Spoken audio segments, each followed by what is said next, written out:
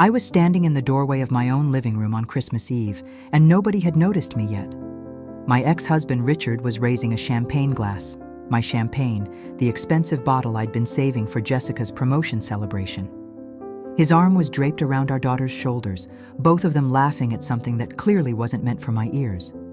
And there, sitting in my reading chair, the antique one I'd inherited from my mother, was Amber, Richard's 34-year-old wife, wearing a red dress that probably cost more than most people's monthly mortgage. But it wasn't the dress that made my hands start shaking. It wasn't even that they were in my house, drinking my champagne, celebrating Christmas without me. It was the necklace. My grandmother's sapphire necklace was hanging around Amber's throat, catching the light from the Christmas tree they'd put up without asking. The same necklace I'd reported stolen to the Darien police 3 months ago. Report number 2024-3847. I'd know those sapphires anywhere. My grandmother had worn them on her wedding day in 1952. To family, Richard's voice boomed through my living room, and the word felt like a knife. And to finally spending Christmas in a proper home. A proper home. This house, my house, the one I'd paid for with every single paycheck for 20 years while he pursued his dreams. The one he'd signed away in our divorce because he said he didn't want the responsibility. That's when Jessica saw me. Her face went completely white, and the smile died on her lips like someone had flipped a switch. "Mom," she said, and I heard everything in that single word. Not surprise, not joy, fear. "Hello, sweetheart," I said quietly, stepping into the room. My legs felt unsteady, but my voice came out calm. 40 years of being a school principal teaches you how to keep your composure when your world is falling apart. I decided to drive instead of flying, thought I'd surprise you. I looked at each of them slowly. Richard had frozen mid-toast, his face going through a complicated series of expressions. Amber's hand had moved to touch the necklace, her long red fingernails stroking the sapphires like she owned them. And Jessica, my daughter, my only child, couldn't meet my eyes. "I see you're already celebrating," I continued, walking further into the room. "In my house, drinking my champagne. And Amber, you found my necklace. I'm so glad. I was devastated when it went missing back in September." The silence was so thick, I could practically taste it. The fire crackled in the fireplace, the one I'd paid $2,000 to repair just last year. Somewhere in the house, I could hear a clock ticking. My clock. In my house. Have you ever walked into your own home and realized the people you love most have been lying to you? That everything you thought you knew was a carefully constructed illusion? That's what was happening to me in that moment. And looking at their guilty faces, I understood something with sudden, crystalline clarity. They weren't just spending Christmas in my house. This was bigger than a holiday gathering. They'd planned this. All of this. "Where are the kids?" I asked, still in that same calm voice. "Where are Emma and Joshua?" "They're at James's mother's house," Jessica said quickly. Too quickly. We thought it would be easier, since you weren't coming." Since I wasn't coming. To my own house. For Christmas. I nodded slowly, everything clicking into place. The text message telling me to cancel my trip. Richard and Amber arriving early to settle in. Jessica conveniently having the children elsewhere. The stolen necklace brazenly displayed. The champagne. The toast about a proper home. What would you do in that moment? Would you scream? Would you cry? Would you demand answers? I did none of those things. Because in that instant, looking at the three of them frozen in my living room like actors who'd forgotten their lines, I made a decision. I was going to find out exactly what they'd been planning. And then I was going to make them wish they'd never started this game. But to understand what I did next, I need to take you back to where this all really began. 6 months earlier, when my daughter started asking questions about my house. 6 months before that Christmas Eve confrontation, my life was everything I'd worked 40 years to build. Quiet, peaceful, mine. I'm Margaret Eleanor Hayes. I'm 67 years old, and I spent 4 decades as an educator, the last 15 as principal of Darien Middle School. I raised a daughter mostly on my own, while my husband Richard traveled for what he called business opportunities that never quite materialized. When he left me 5 years ago for a woman he met at a conference, not Amber, someone before her, I thought my world had ended. Turned out, it was just beginning. The divorce had been painful. 25 years of marriage dissolved because Richard wanted to find himself at 63. But I'd rebuilt. This beautiful 3-story Victorian in Connecticut, the one I'd purchased entirely with my inheritance from my mother and my own savings, had finally become truly mine. I'd repainted the master bedroom a soft lavender, turned his cluttered office into a craft room with good light, planted roses in the front garden without anyone telling me they'd attract too many bees. My mornings followed a peaceful routine. I'd wake at 7. Decades of school schedules never quite leave you, make my coffee in the French press, and sit on my back porch watching the sunrise. The house was paid off 3 years ago, the mortgage I'd carried alone for 2 decades, finally lifted. My pension was comfortable. I had book club on Tuesdays, volunteered at the library on Thursdays, and every Sunday at 2 o'clock, my daughter Jessica would call. Those Sunday calls were my lifeline. Jessica would tell me about her kids, Emma, 8, and Joshua, 6, and about the constant financial juggling she and her husband James faced. His photography business was unpredictable, and her marketing job barely covered their bills. I helped when I could.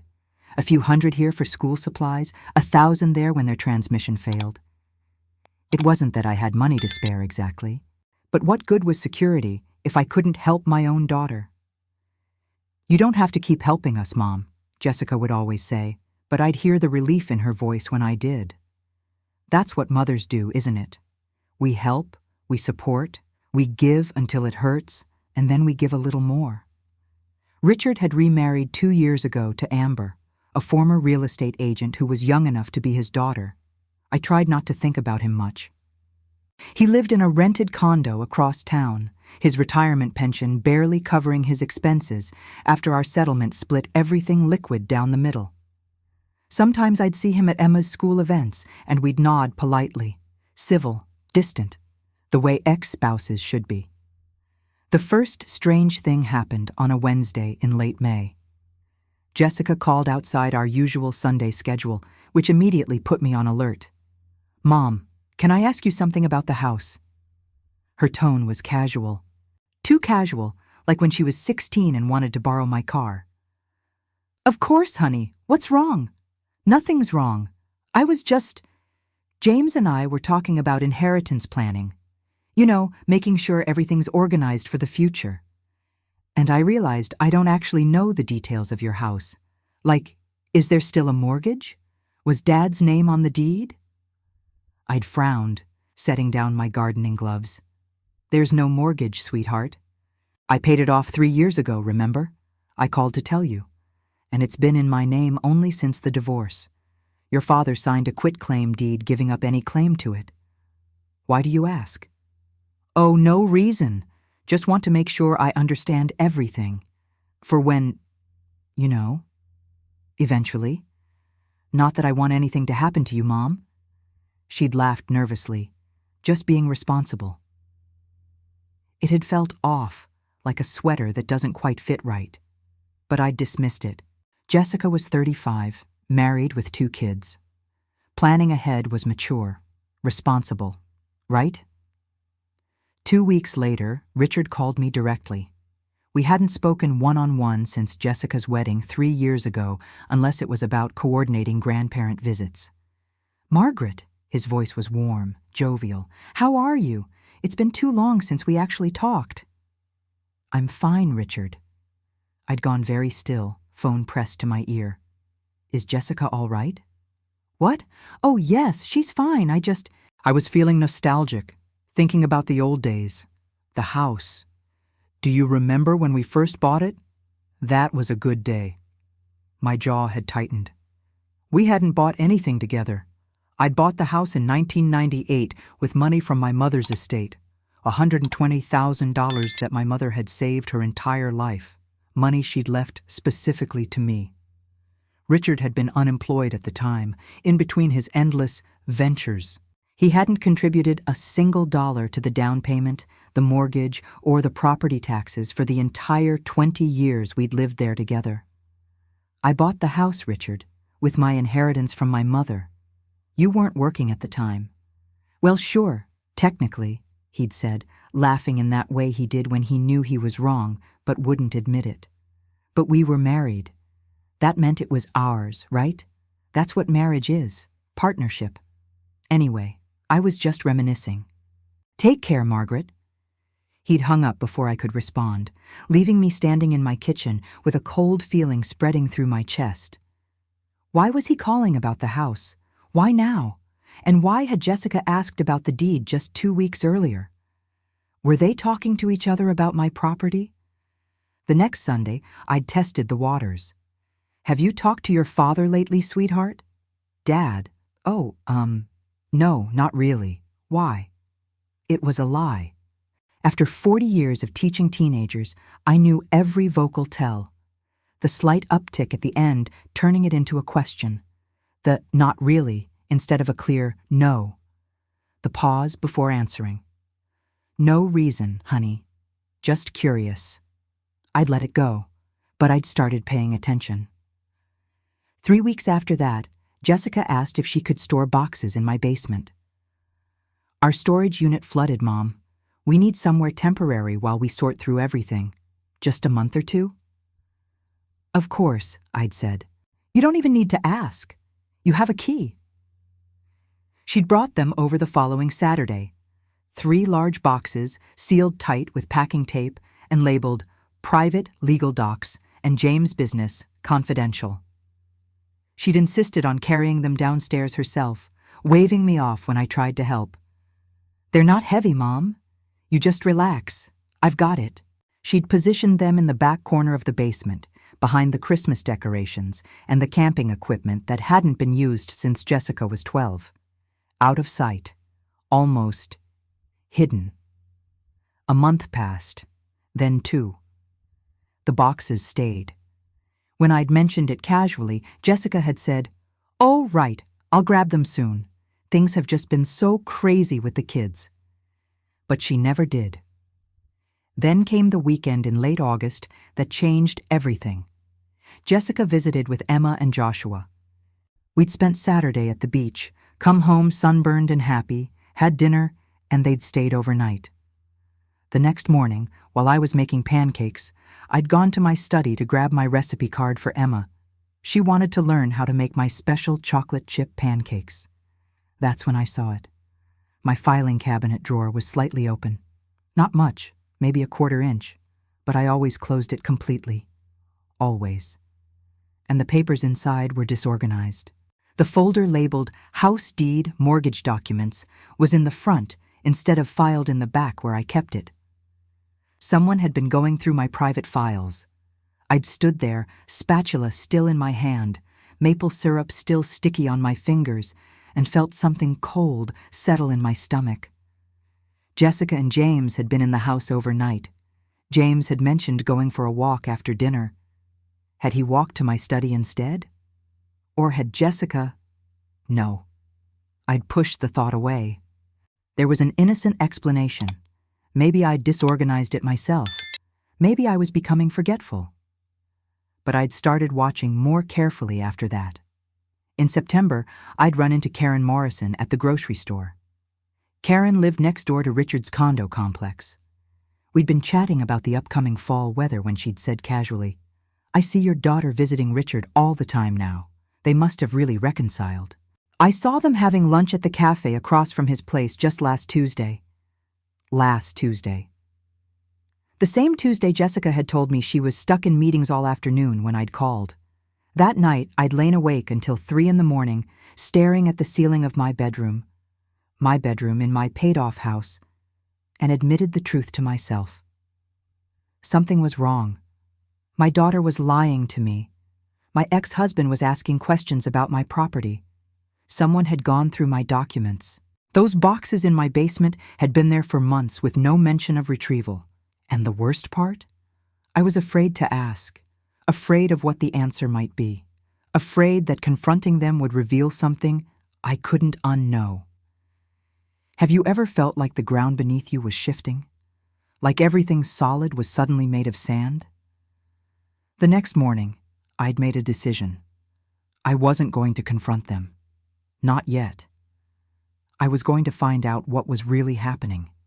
Quietly. Carefully. Because I'd learned something in 40 years of managing a school full of teenagers. Never accuse someone without evidence.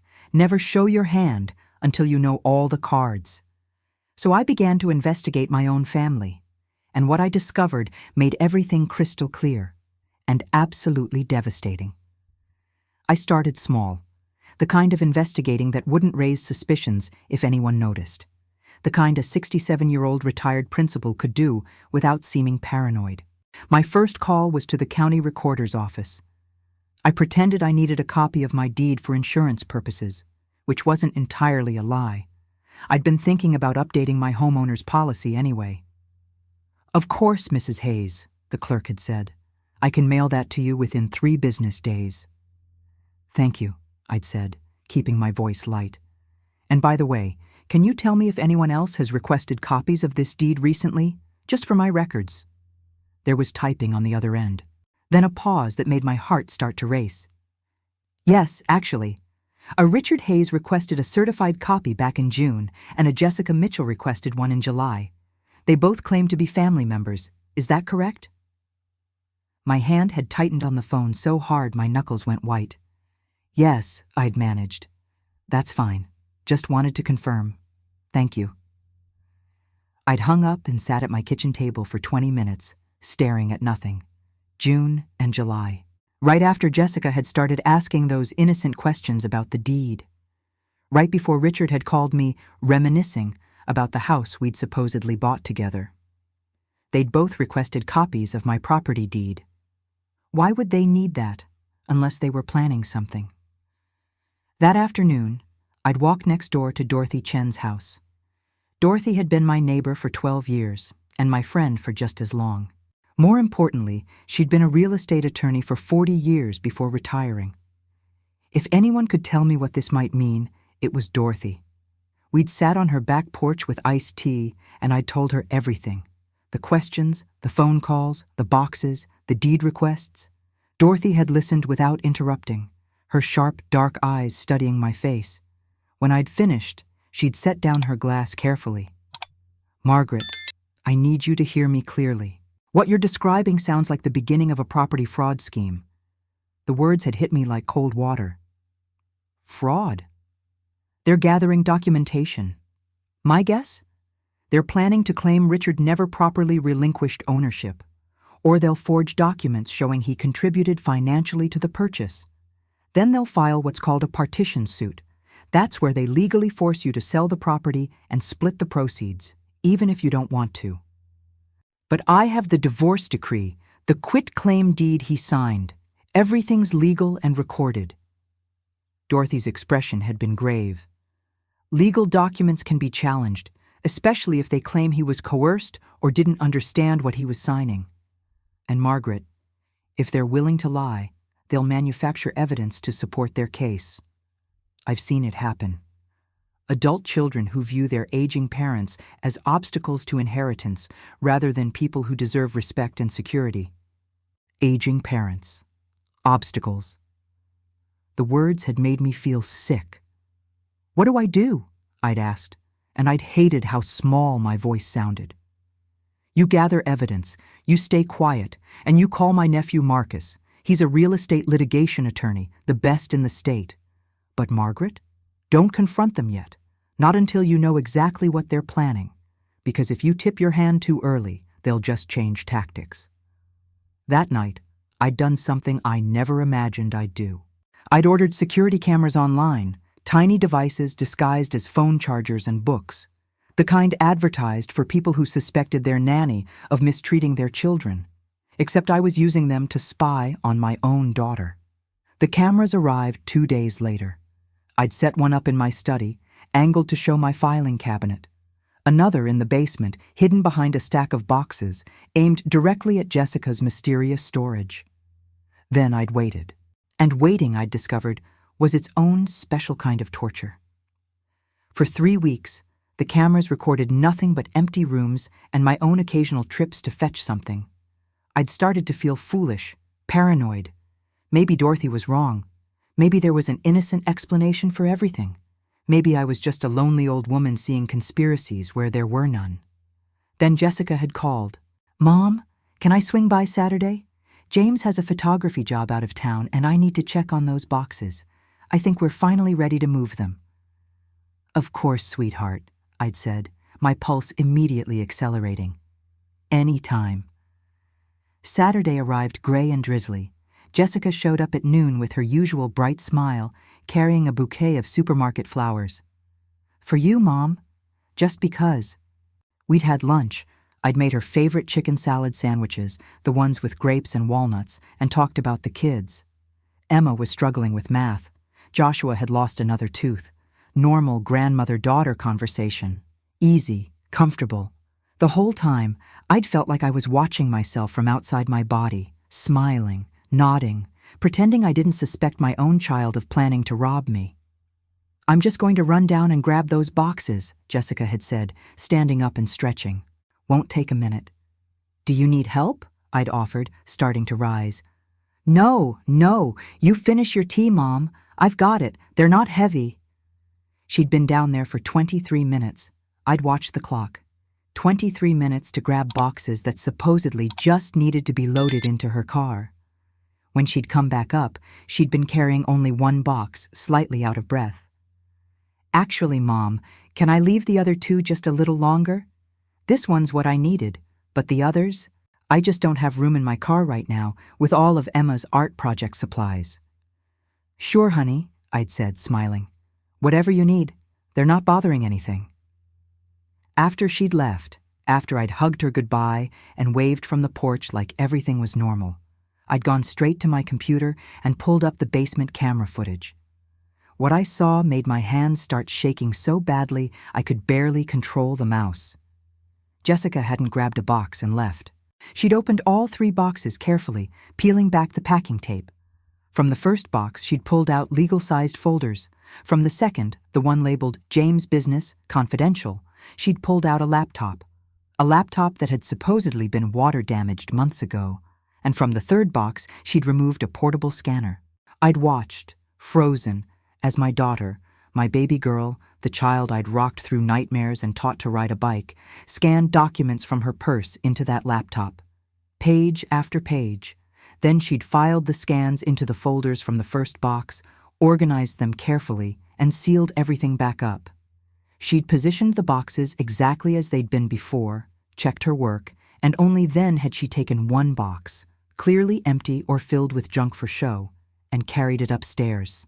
The whole thing had been theater, a performance for my benefit.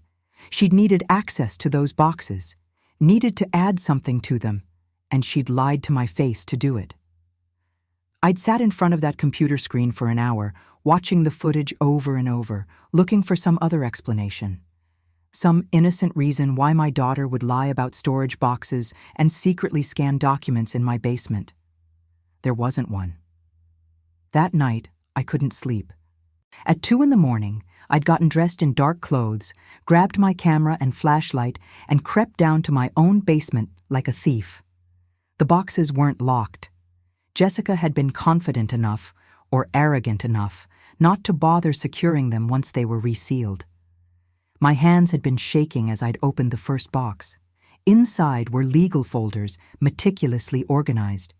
I'd pulled out the first document, and the floor had seemed to drop out from under me. Property deed, 1425 Maple Street, Darien, Connecticut. But this wasn't my deed. This was a forgery. A lie printed on official-looking paper. It listed both my name and Richard's name as joint purchasers, dated 1998. It showed a purchase price of $150,000, which was correct, but claimed Richard had contributed $75,000 from personal savings.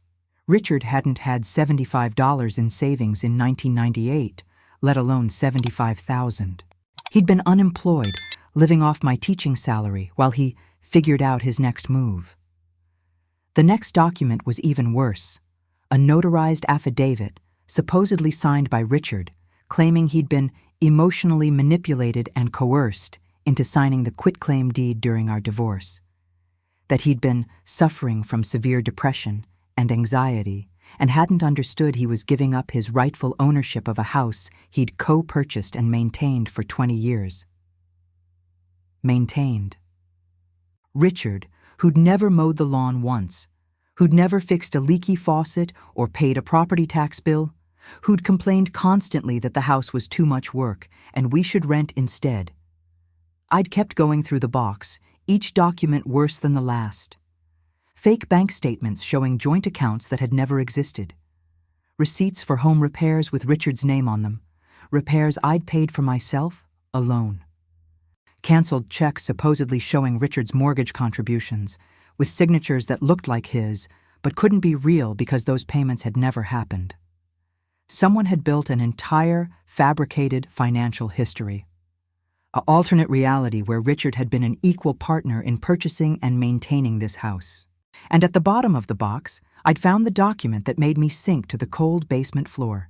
A petition for partition sale, already filled out and ready to file in court. It listed Jessica Mitchell and Richard Hayes petitioners requesting the court force the sale of 1425 Maple Street and divide the proceeds 3 ways. 3 ways? Not 2. My daughter was planning to sue me for my own house, and she was planning to take a cut of the profits. I'd sat there on the concrete floor, surrounded by lies and forged documents, and felt something fundamental break inside me. Then reform. Harder. Colder. I'd photographed every single page with my camera, every fake deed, every forged statement, every fraudulent receipt. My hands had been steady by then, clinical, like I was documenting evidence at a crime scene, because that's what this was, a crime scene. My daughter and ex-husband weren't just planning to betray me. They were planning to commit fraud, to steal my home, the home I'd worked 40 years to pay for, using forged documents and lies. When I'd finished photographing everything, I'd carefully replaced each document exactly as I'd found it, resealed the boxes, made sure nothing looked disturbed. Then I'd climbed the stairs, locked my basement door, and called Marcus Chen's office first thing Monday morning. The meeting with Marcus had been in his Hartford office, all glass and steel and expensive furniture. I'd laid out every photograph, every piece of evidence I'd gathered. He'd studied them for a long time, his expression growing progressively darker. Finally, he'd looked up at me with eyes that held both anger and pity. "Mrs. Hayes, this is fraud, document forgery, conspiracy. This isn't just a family dispute. These are serious crimes. If they file these documents with the court, they could face criminal prosecution." "Can they win?" I'd asked, my voice steady. "If they file this petition before I have proof it's all forged, can they take my house?" "It would be complicated and expensive for you to fight without clear evidence of forgery. You'd need forensic document analysis, expert testimony, potentially months of litigation. Legal fees could easily exceed $100,000.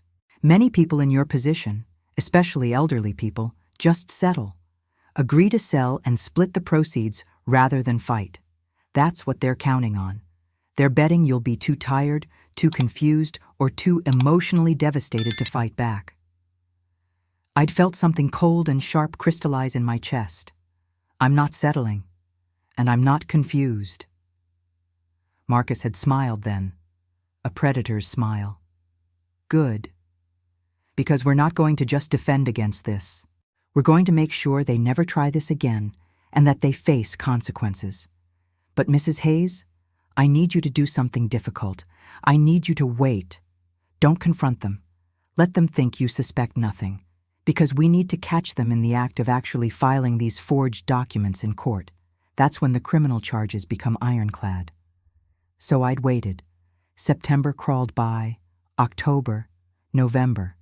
I'd continued my Sunday phone calls with Jessica, kept my voice light and loving. I'd been polite in the brief phone conversations Richard initiated. I'd volunteered at the library, tended my garden, and slept poorly, knowing forged documents sat in my basement like bombs waiting to explode. And then, in November, Jessica had called with that strange request about Christmas, about coming to my house, about Richard and Amber joining us. That's when I'd known. The endgame was coming. They were positioning their final pieces on the board, and I was going to be ready for them. Have you ever had to pretend everything was fine while your world was burning down? Had to smile and laugh while the people you loved plotted your destruction? I had, for months, and I was about to show them exactly what this confused old woman was capable of. Marcus had given me clear instructions: document everything, stay quiet, and let them make the first move. But waiting while knowing what they were planning felt like swallowing poison slowly. In early November, the escalation began. Jessica started visiting more frequently. Every week, sometimes twice a week, always with some excuse. She needed to pick up winter clothes she'd stored in my attic. She wanted to borrow my grandmother's recipe box. Could she bring the kids over while James was working? Each time I'd smile and welcome her in.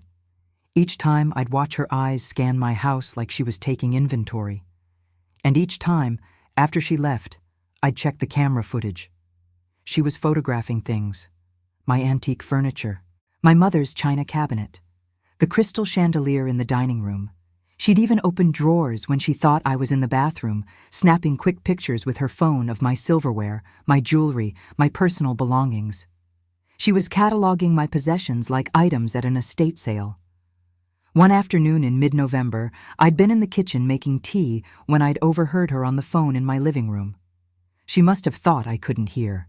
Yeah, the appraisal should be at least $850,000, maybe more with the updates, she'd said quietly. After the forced sale and splitting 3 ways, we're each looking at close to $280,000, more than enough to pay off our debts and finally... She'd stopped abruptly when I'd walked in with the teapot. "Who was that, honey?" I'd asked pleasantly. "Oh, just James, work stuff." Her smile had been too bright, too quick. "Mom, have you thought about downsizing? This house is so big for just you. You could get a nice little condo, something easier to maintain." "I love this house," I'd said simply. "It's my home." "I know, but you're getting older. What if you fall? What if something happens and you're all alone here?" She'd reached over and squeezed my hand, and I'd felt physically ill at the false concern in her eyes. "We just worry about you." We, her and Richard, maybe Amber too, all of them worrying about poor elderly Margaret in her big house, all of them counting their shares of $280,000. "I'm 67, not 90, I'd said, pulling my hand back gently. "I'm perfectly capable of managing my own home." Her jaw had tightened almost imperceptibly. "Of course you are, Mom. I'm just saying. Eventually you might need help. It's good to plan ahead." After she'd left, I'd called Marcus immediately. "They're appraising my house," I'd told him. "Planning the split. Jessica just told someone on the phone they're each getting $280,000, which means they're planning to file soon," Marcus had said grimly. "Probably right before the holidays when they think you'll be most vulnerable. Keep documenting everything, Margaret. Every conversation, every visit. We're building a criminal case, not just a civil one." The next escalation came from Richard. He'd started calling me weekly, always with that false warmth in his voice, always asking about my health, my finances, whether I was managing okay. "You know, Margaret, Amber and I were talking," he'd said during one particularly memorable call. "We feel terrible about how things ended between us. We'd like to help you out, maybe take some of the burden off your shoulders. Have you thought about setting up a trust or giving Jessica power of attorney? Just in case something happens to you, you know. At our age, we have to think about these things." At our age. He was 68, only a year older than me, but he made it sound like I was ancient and incompetent. "I have a will, Richard," I'd said coldly. "Everything's handled." But a will goes through probate. That can take years, tie everything up. If you gave Jessica power of attorney now, she could manage things if you became incapacitated. It's just smart planning. Incapacitated. They wanted legal control of my assets while I was still alive. The fraud was bad enough, but this was them trying to set up a scenario where they could declare me mentally incompetent and take control of everything. "I'll think about it," I'd lied. "Don't think too long," he'd said, and there was an edge to his voice I'd never heard before. "These things are important, Margaret. You don't want to leave Jessica in a difficult position if something unexpected happens." It had sounded almost like a threat. I'd documented that call too, played it for Marcus. He'd listened with his expression growing darker. "They're setting up multiple angles of attack," he'd explained. "The partition suit is their primary plan. Force the sale with forged documents showing Richard's ownership claim. But they're also working on a backup. Get power of attorney or guardianship by claiming you're mentally incompetent. That way, even if the partition suit fails, they can control your assets." Can they do that? Can they actually get me declared incompetent? If they get a sympathetic doctor to evaluate you and you perform poorly, or if they drug you before the evaluation, yes. It happens more than you'd think. Adult children abusing the guardianship system to steal from their parents. The thought had made me feel physically cold. So what do I do? You get your own medical evaluation. Cognitive tests, the works. Establish a record that you're mentally sharp. I'm also recommending you get a comprehensive geriatric assessment from a respected physician. That way, if they try to claim incompetence, we have recent medical proof that you're fully capable. I'd made the appointments that same day. Cognitive testing with a neuropsychologist, physical and mental health evaluation with a geriatric specialist. By the end of the week, I had medical documentation that I was cognitively intact, mentally sharp, and fully capable of managing my own affairs and making informed decisions. Those reports went straight to Marcus's office, into the growing file of evidence. But the worst escalation came in late November, 2 weeks before the Christmas text message. I'd gone to visit Emma and Joshua after school. Jessica had actually invited me, which should have been my first warning. When I'd arrived at their house, Jessica and James had been in the kitchen, and I'd heard them arguing in low, intense voices. "Can't keep putting this off. We're 3 months behind on the mortgage." "I know, Jess, but this feels wrong." Wrong? What's wrong is my mother sitting on $850,000 while we're about to lose our house. She's one person, Dad. One person in a 4-bedroom house while we're cramming 4 people into this tiny rental. I'd deliberately made noise then, closing the front door loudly. When I'd walked into the kitchen, they'd both jumped apart, faces flushed. "Grandma!" Emma had run to hug me, and I'd held her tight, this innocent child who had no idea what her mother was planning.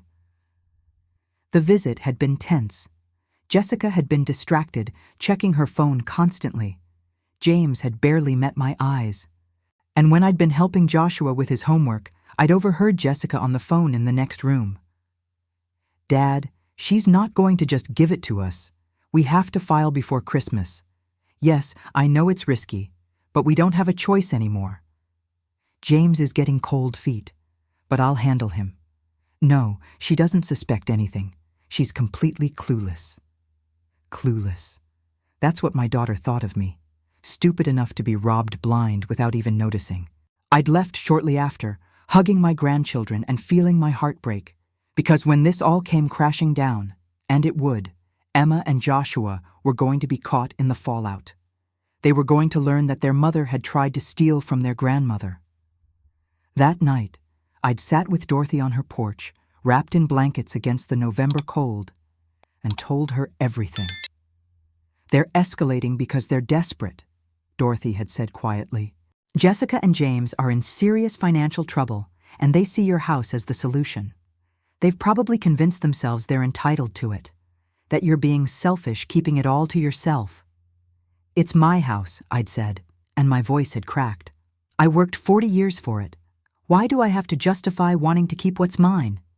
You don't, Dorothy had said firmly. And you won't. Marcus is good, Margaret. He'll make sure they don't get away with this. But sitting there in the November darkness, I'd felt something shift inside me. This wasn't just about protecting my house anymore. This was about teaching my daughter that actions have consequences, that you don't get to betray someone and walk away unscathed. This was about justice. The final piece had fallen into place 3 days later when Marcus had called with news. Margaret, I have a contact in the district attorney's office. I showed them what we have, the forged documents, the recorded conversations, the evidence of conspiracy. They're interested, very interested. If Jessica and Richard actually file those documents with the court, the DA is prepared to pursue criminal charges, fraud, forgery, conspiracy, possibly elder abuse. Criminal charges, I'd repeated. My daughter could go to jail. Yes, she could. Is that something you're prepared for?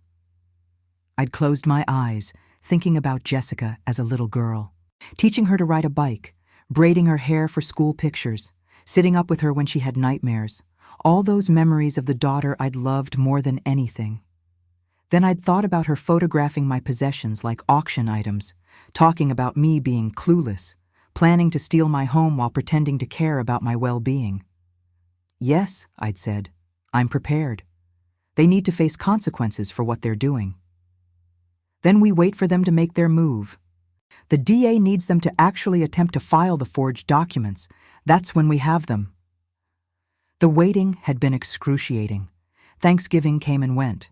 Jessica had been too busy to include me in their plans, which was fine since I'd spent it with Dorothy and her family.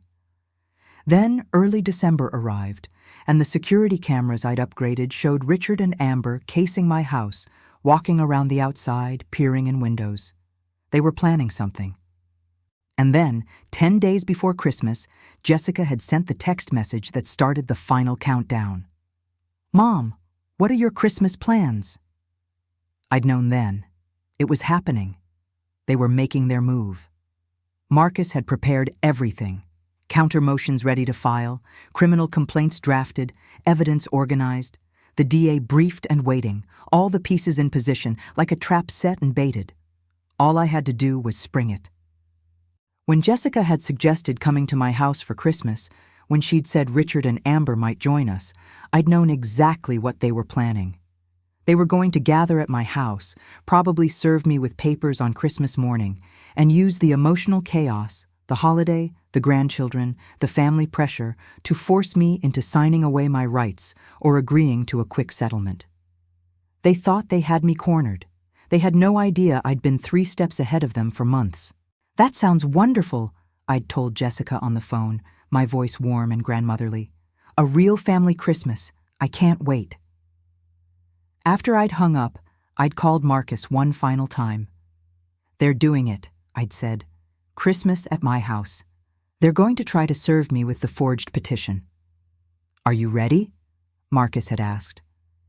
I'd looked around my living room, my beautiful living room in my paid-for house, and felt something cold and hard settle in my chest. I'm ready, I'd said. Let them come. Let them try. And then let's destroy them. Because I wasn't a confused old woman. I wasn't clueless. I was Margaret Eleanor Hayes, and I'd spent 40 years managing teenagers, administrators, and school board members who tried to manipulate me. My own daughter was about to learn exactly who she'd been underestimating. 2 weeks before Christmas, Marcus called with the news I'd been dreading and anticipating in equal measure. They filed it, Margaret. Yesterday afternoon, December 23rd, the petition for partition sale, complete with all those forged documents.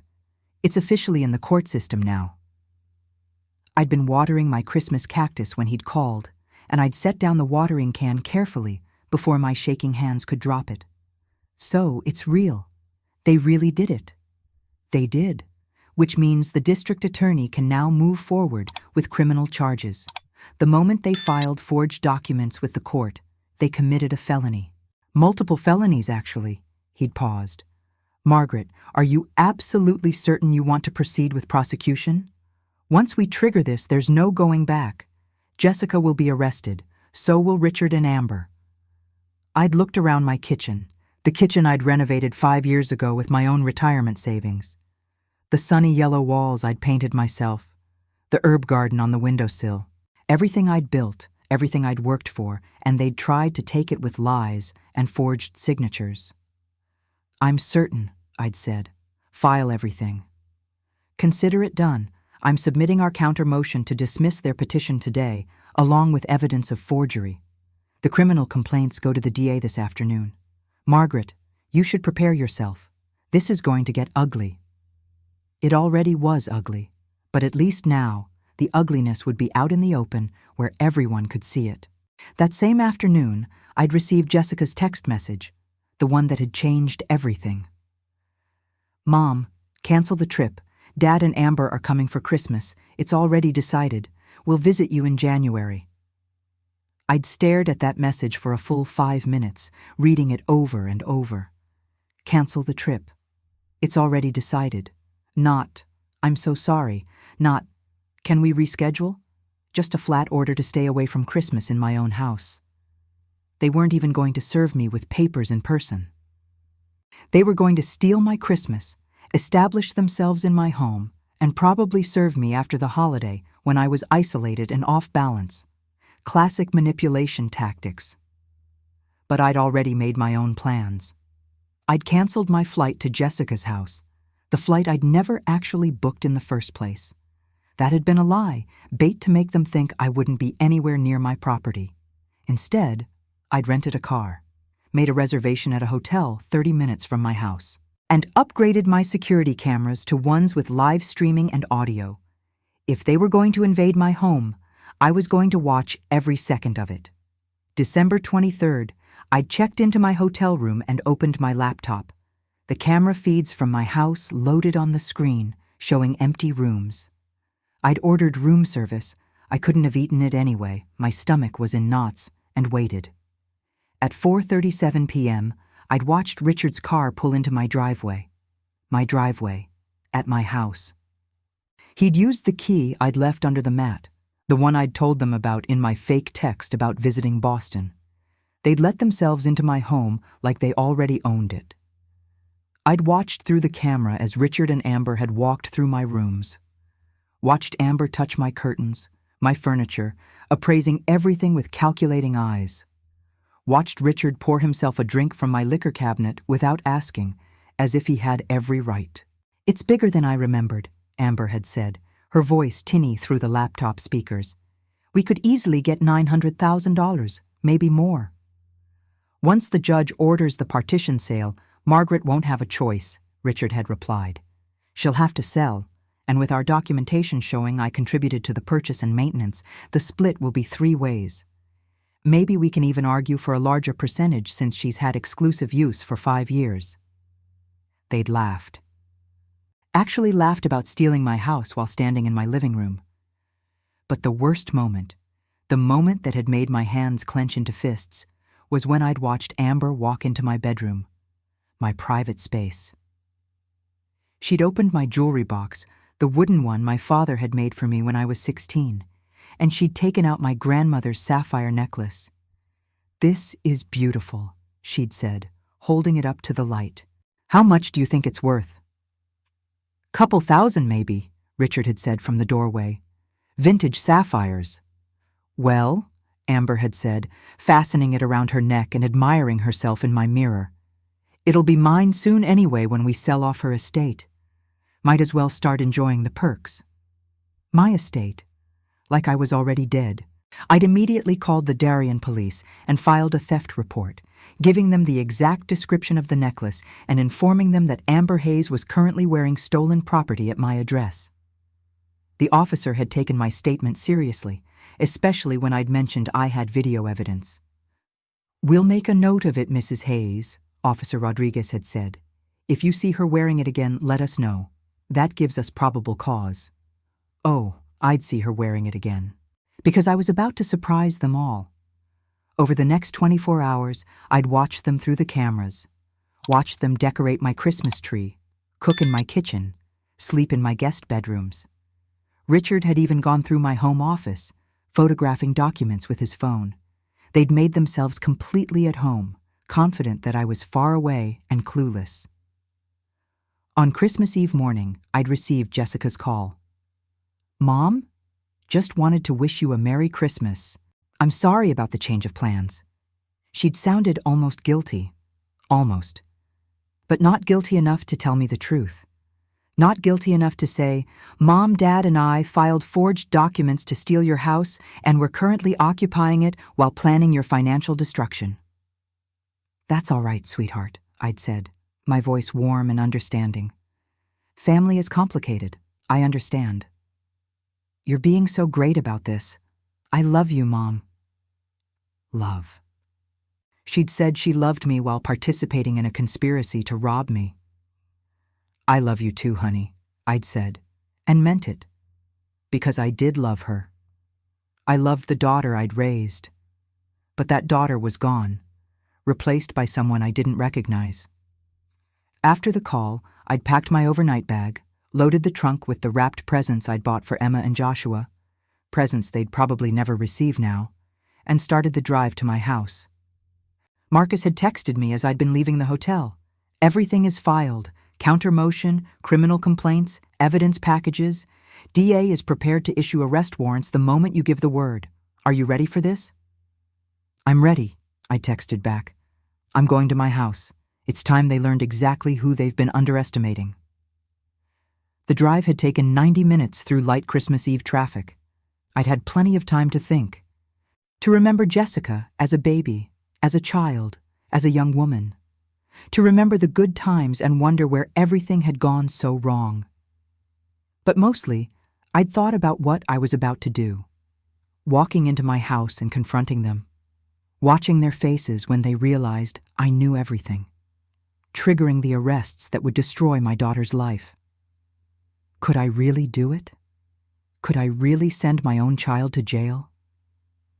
I'd thought about the forged documents, the lies, the months of manipulation.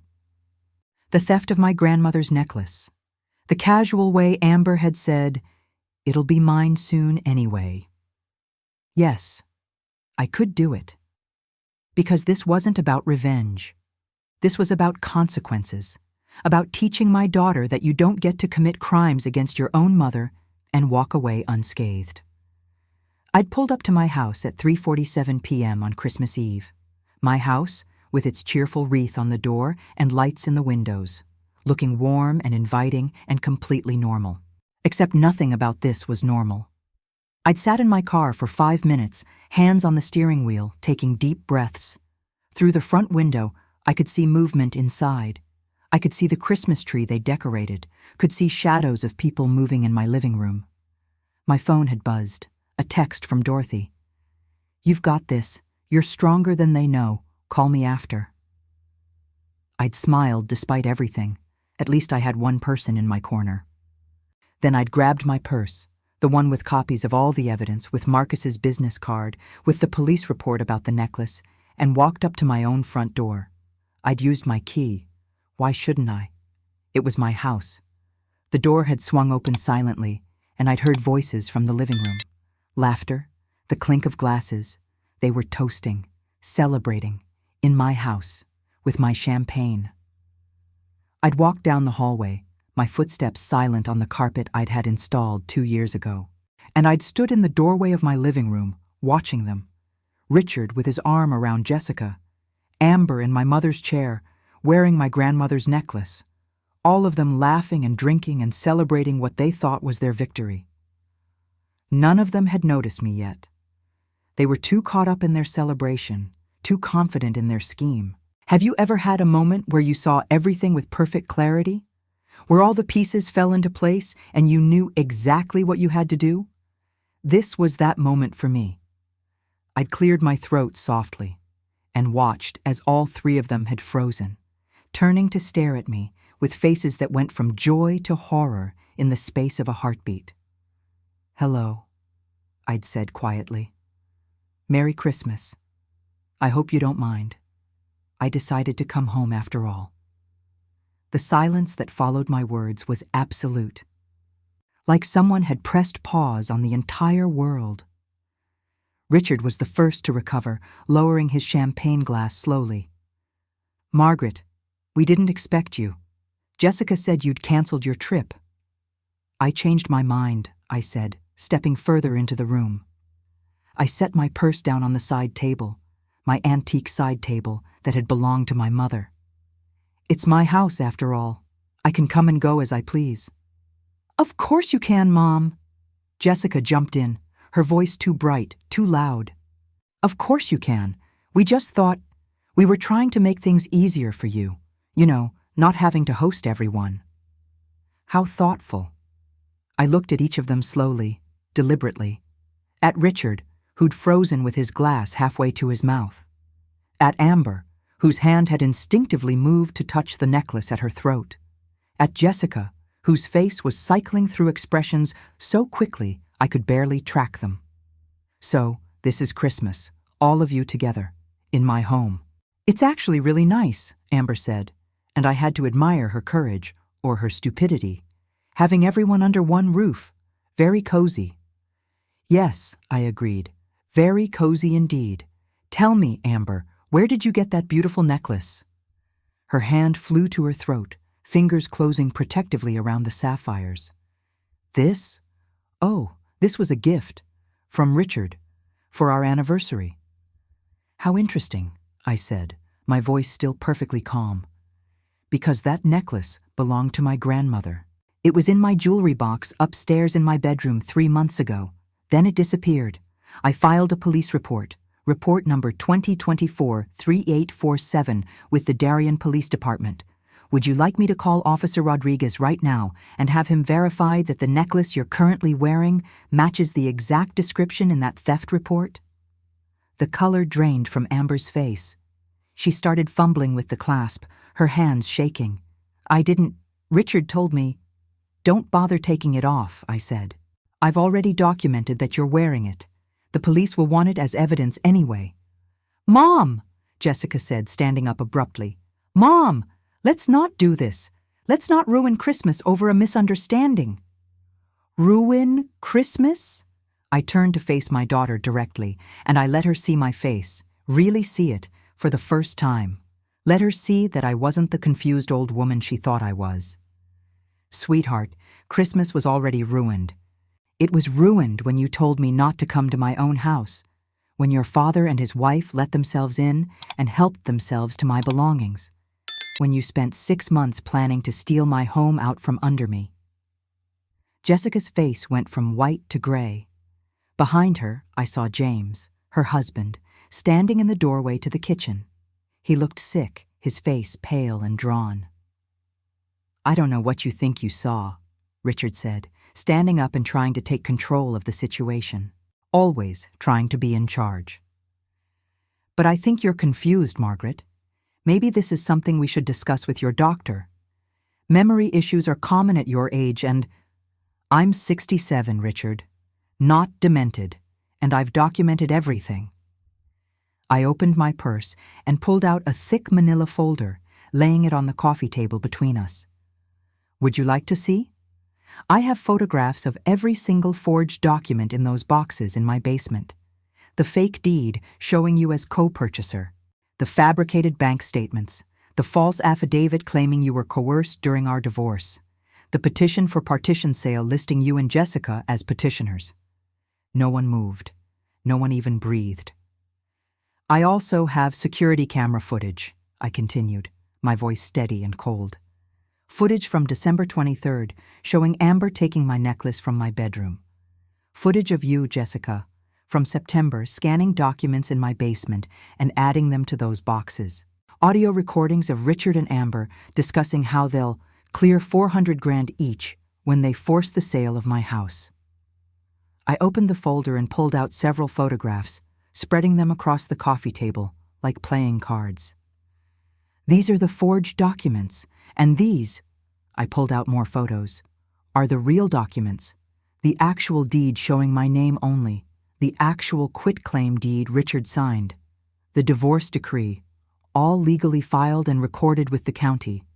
Jessica made a sound, a small, choked whimper. Mom, please. I'm not finished. I pulled out another document. This is a report from the county recorder's office showing that both you and Richard requested certified copies of my deed last summer. And this, another document, is a cognitive assessment from a neuropsychologist dated 2 weeks ago, confirming that I am mentally competent, cognitively intact, and fully capable of managing my own affairs. Just in case you were planning to claim otherwise. James spoke from the doorway, his voice rough and barely above a whisper. They filed the petition yesterday, December 23rd. I saw the court receipt. James, shut up.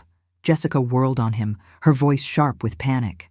No, James said, and he looked at me with something like shame in his eyes.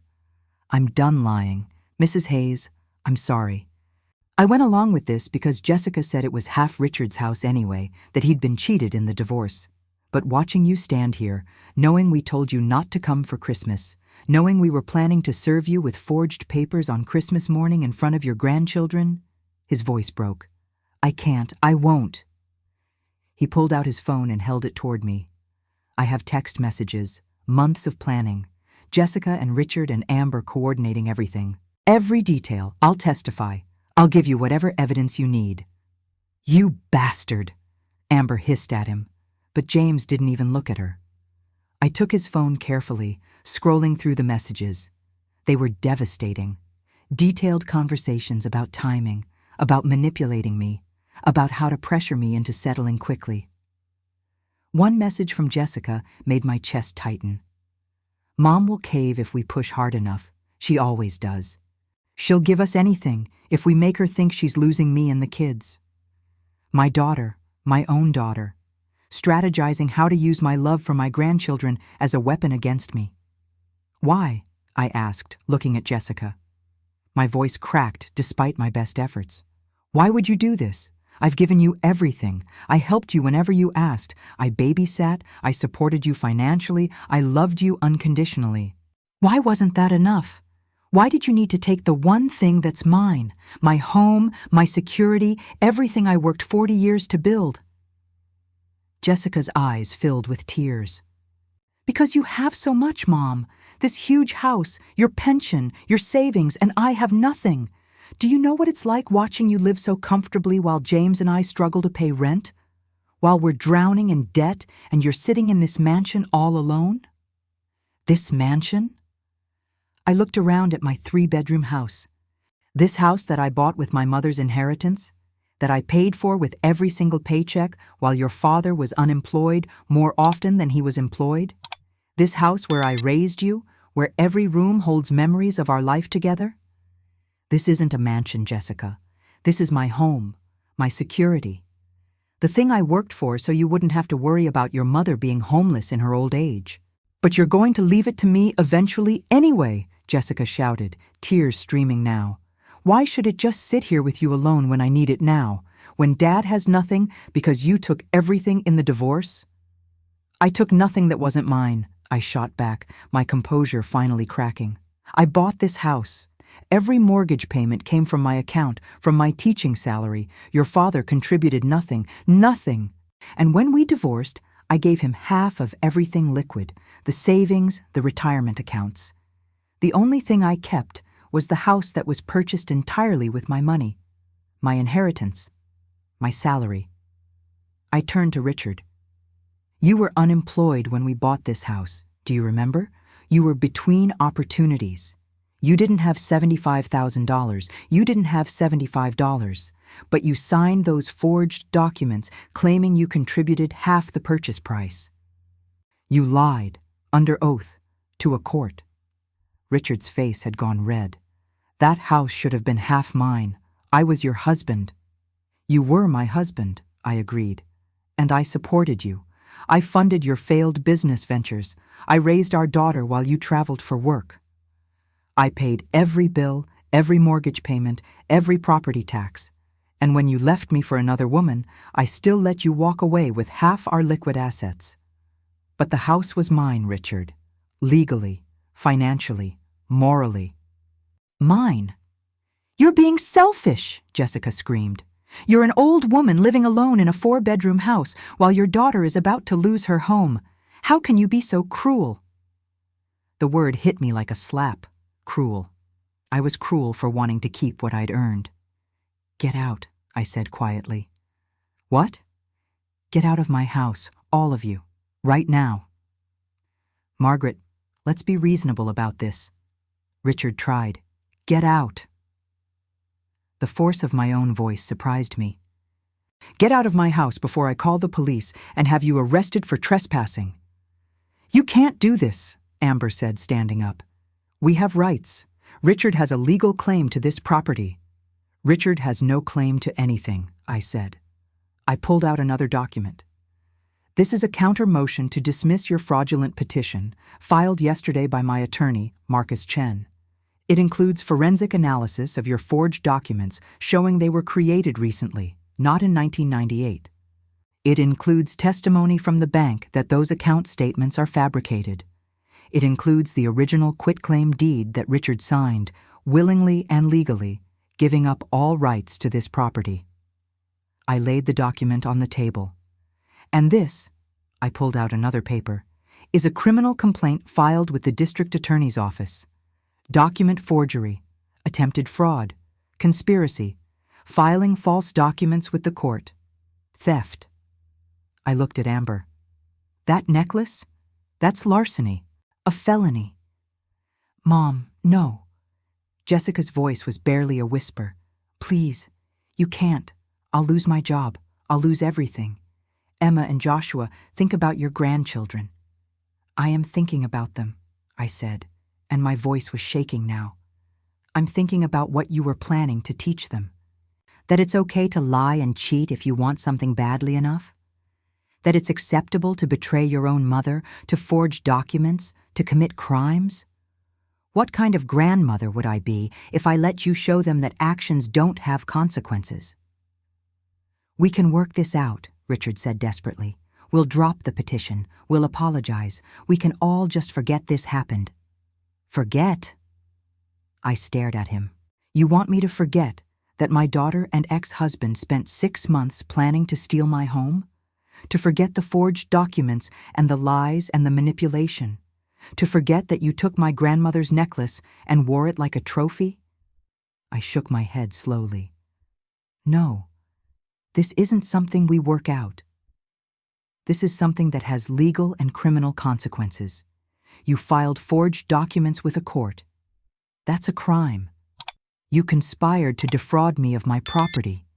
That's a crime. And now you're going to face the consequences of those crimes." Jessica collapsed onto the couch, sobbing. "I'm sorry. I'm so sorry. We were desperate. We're 3 months behind on rent. James's business is failing. I didn't know what else to do." "You could have asked me for help," I said quietly. "You could have told me the truth. I would have helped you, Jessica. I always have. But instead, you chose to lie to me, to steal from me, to try to take the one thing that's mine, because you would have said no." Jessica looked up at me, her face blotchy and wet with tears. "You would have said you couldn't afford it, or that we need to be more responsible, or—" "So you decided to just take it?" I asked. "To forge documents and commit fraud because you decided you deserved my house more than I do?" She didn't answer. Couldn't answer, because we both knew that's exactly what she'd decided. I picked up my phone. "I'm calling the police now. You have 5 minutes to gather your things and leave my property. Officer Rodriguez is expecting my call. I've already briefed him on everything." "Margaret, wait," Richard started. 4.5 minutes, I said, my finger hovering over the phone. James moved first.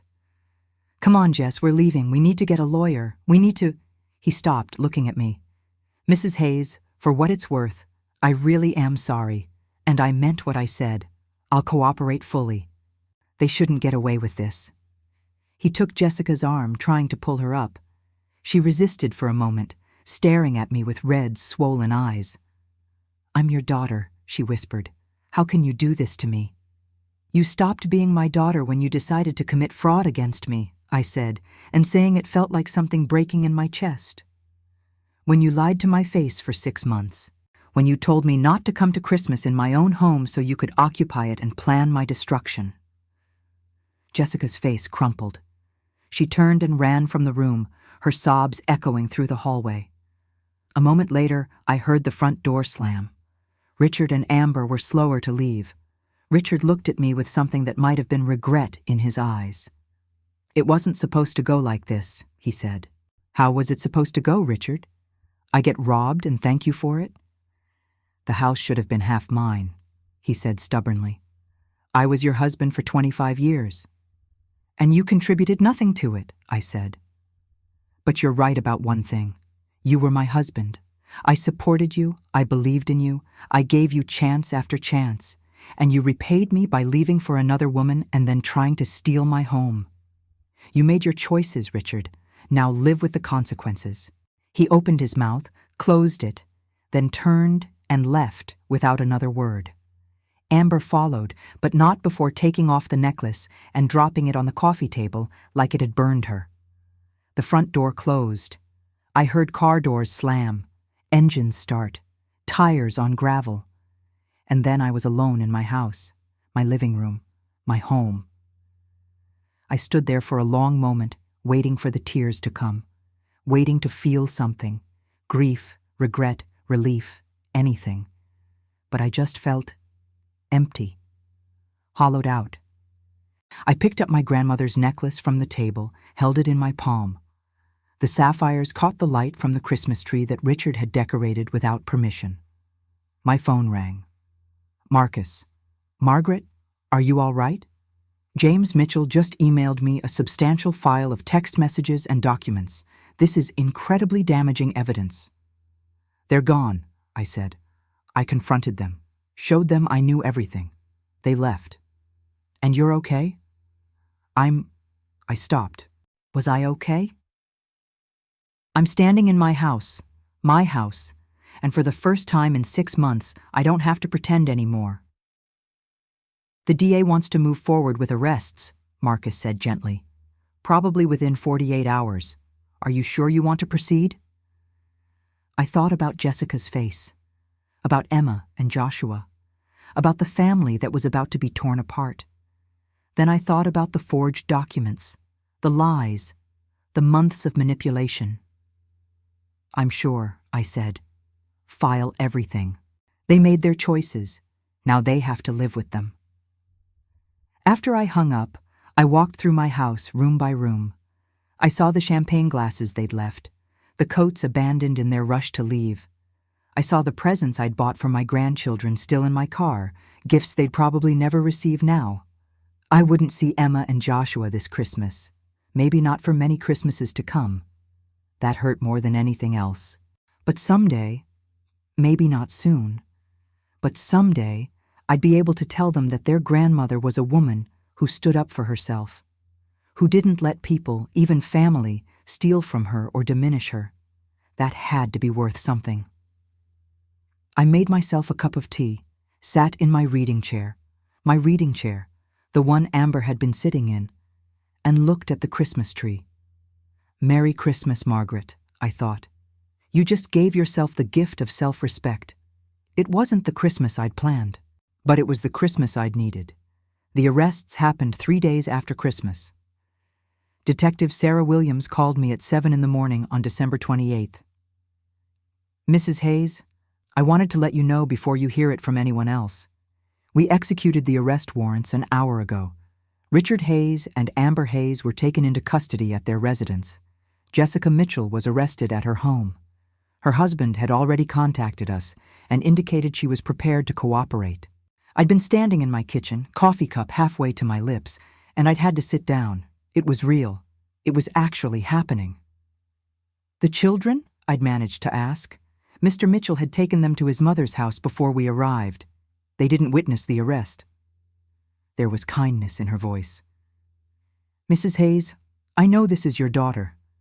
I know this is difficult, but what you did, standing up for yourself, refusing to be victimized, that took real courage. I've seen too many cases where family members get away with elder fraud because their victims are too ashamed or too afraid to report it." After I'd hung up, I'd sat at my kitchen table for a long time, staring at nothing. My daughter was in jail. My ex-husband was in jail. Because of me. Because I'd reported them. Because I'd refused to be stolen from. I'd thought I would feel satisfaction. Victory. Justice. Instead, I just felt sad. Bone-deep, exhausting sadness. Dorothy had come over that afternoon, let herself in with the key I'd given her years ago. She'd found me still sitting at the kitchen table, still in my bathrobe, coffee gone cold. "Oh, honey," she'd said quietly, and pulled me into a hug. That's when I'd finally cried. Not delicate tears, but ugly, gasping sobs that felt like they were being ripped from somewhere deep inside me. I'd lost my daughter. Maybe not forever, but for now. And no amount of legal justice could fix that particular wound. The legal process unfolded over the next 3 months like a slow-motion train wreck I couldn't look away from. Richard and Amber were released on bail after 48 hours. Jessica was released after 24, with James posting her bail. All 3 were charged with multiple felonies: conspiracy to commit fraud, forgery of legal documents, attempted filing of false documents, and in Amber's case, grand larceny for the necklace. Marcus kept me informed of every development. The DA's office was prosecuting aggressively. Apparently, my case had uncovered a pattern of similar schemes Amber had been involved in with previous wealthy men she'd targeted. She wasn't just a gold digger. She was a career criminal. Richard took a plea deal in February. 5 years probation, restitution of legal fees, and a permanent restraining order keeping him away from me and my property. He'd have a felony on his record for the rest of his life. At 68, that meant he'd probably never work again. Amber refused to plea. Her case went to trial in March. She was convicted on all counts and sentenced to 3 years in prison. I didn't attend the trial, but Marcus told me she'd shown no remorse, claiming until the end that she was the real victim. Jessica's case was the hardest. The DA offered her a deal: plead guilty to conspiracy and fraud, accept 2 years probation, pay restitution, and testify against Richard and Amber. In exchange, she'd avoid jail time because she had no prior record and had minor children. Marcus had called me before she accepted. "Margaret, the DA wants your input. You're the victim here. If you ask them to push for jail time, they will. If you're okay with probation, they'll accept her plea." I'd thought about it for 3 days. Thought about Emma and Joshua growing up with their mother in prison. Thought about Jessica's tear-stained face on Christmas Eve. Thought about the forged documents and the months of lies. "Probation," I'd finally said. "But I want a no-contact order. She doesn't get to come near me or my property, and I want full restitution for my legal fees." "That's more than fair," Marcus had said quietly. Jessica accepted the plea in April.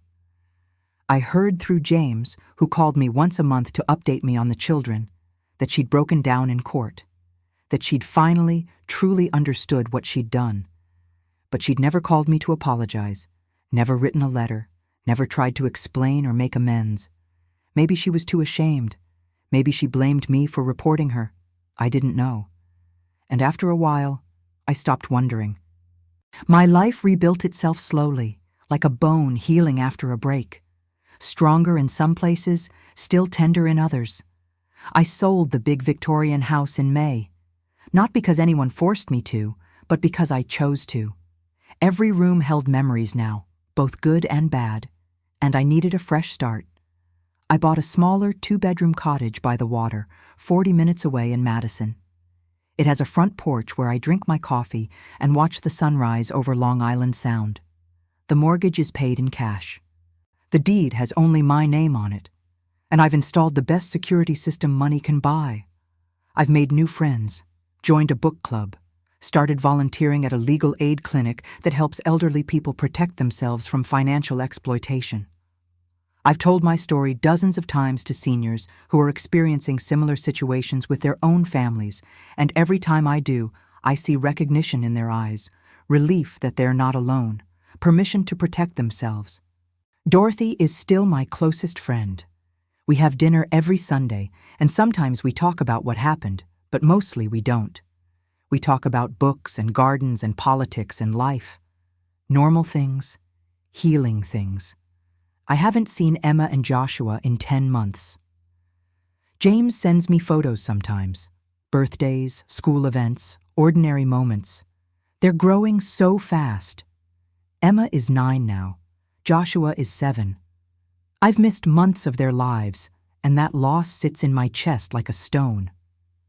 But I've started a savings account for each of them, for college or whatever they need when they're older. When they're old enough to understand what happened, maybe they'll reach out to me.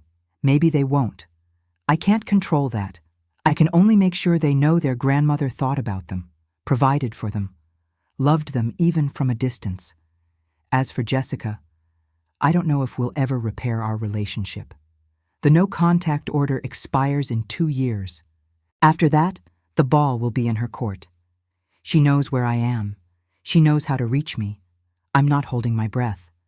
I'm 68 now. In 3 months, I'll be 69. I wake up every morning in my little cottage by the water, and I make my coffee, and I sit on my porch watching the waves, and I feel something I haven't felt in years. Peace, not happiness exactly. Not yet, but peace. The knowledge that I did the right thing, even though it was hard. Even though it cost me my relationship with my daughter and grandchildren. Even though some people, including some of my old friends, think I was too harsh, too unforgiving. But I know something they don't. I know what it feels like to be betrayed by the people you love most. To have your own child look you in the eye and lie while planning your destruction. To discover that your trust was being used as a weapon against you. And I know what it feels like to stand up for yourself when everyone expects you to just accept it. To be the victim quietly. To forgive and forget and let it go, because family is family. Family should mean love and respect and honesty. When it doesn't, when it means manipulation and theft and fraud, then you have every right to walk away, to protect yourself, to demand consequences. If you're watching this and you've experienced something similar, I want you to know, you're not alone. You're not crazy. You're not selfish for wanting to keep what's yours. You don't owe anyone, not even your children, your financial security, your home, your peace of mind. And if you're facing a situation like mine, please, document everything. Hire a lawyer. Don't confront them until you have proof. And don't be afraid to involve the police if crimes are being committed. Elder fraud is a crime, even when it's committed by family, especially when it's committed by family. I lost my daughter, at least for now. That pain is real and it's deep, and some days it feels unbearable. But I kept my dignity, my independence, my self-respect. And I sent a message that I won't be stolen from, manipulated, or diminished. That's worth something. If this story resonated with you, please share it in the comments. Let me know where you're watching from. Have you experienced family betrayal? How did you handle it? Sometimes just knowing we're not alone makes all the difference. And if you found strength or hope in my story, please like and subscribe. You never know who needs to hear that it's okay to protect yourself, that it's okay to demand better, even from family. I'm Margaret Eleanor Hayes. I'm 68 years old. And I'm stronger now than I've ever been, not because of what they did to me, but because of what I did for myself. Thank you for listening to my story.